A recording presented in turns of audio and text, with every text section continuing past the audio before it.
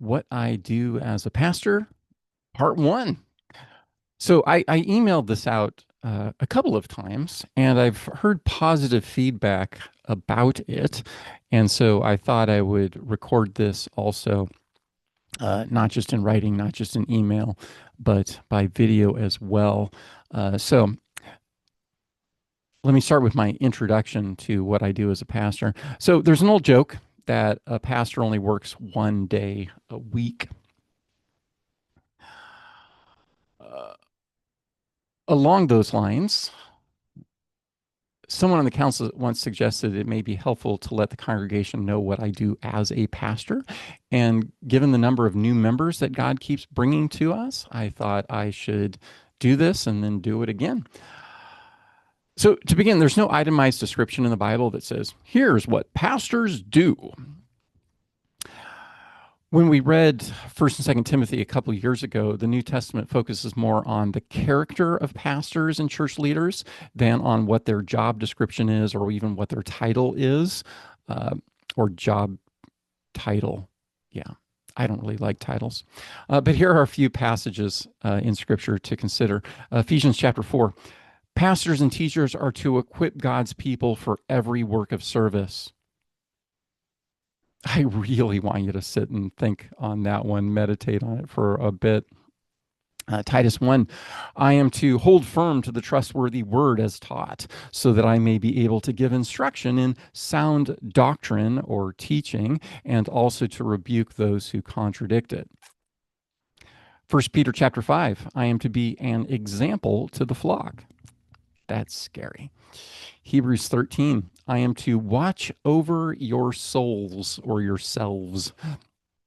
2 Timothy chapter 4, I am to proclaim the word, to be ready in season and out of season, to reprove, rebuke, exhort with complete patience and teaching. Whew, that's convicting. Patience.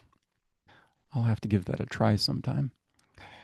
And to paraphrase the Apostle Paul in 2 Corinthians chapter 11, I have the daily pressure on me of my anxiety for all of God's people. So over the coming, videos or emails or documents, I will talk about what I do as a pastor. A pastor lives in a glass house. Everyone is looking at him. The expectations are high of a pastor, and they're also often contradictory. I do desire to improve and grow as a pastor. More importantly, I want to partner with God's people in the gospel work of bringing God's people into God's kingdom through Jesus' death and resurrection. I really love that word partnership. I hope you'll find this helpful in understanding my role in our church family. As I said to King of Glory's call committee during my interview in 2021, I do work hard. I am dedicated to my work, but I am not a workaholic. I have seen and heard too many pastors who have sacrificed their health and their families on the altar of what is called the church. So I do try to balance all of my callings God has for me. I'm a pastor, I'm a husband, I'm a father, I'm a neighbor, and so forth and so on.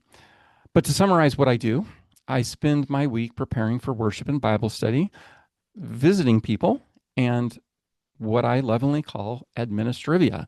Basically, those three things. In my next video, I'll discuss how I prepare for the Sunday message with the desire of bringing God's people deeper together into God's presence. Thank you for listening and for your partnership in the gospel and for loving me and my family. Thank you. Thank you. I am grateful to God for calling me as a pastor, and especially grateful for his call to me as the pastor of King of Glory Lutheran Church. This has been a real blessing. God's peace be with you.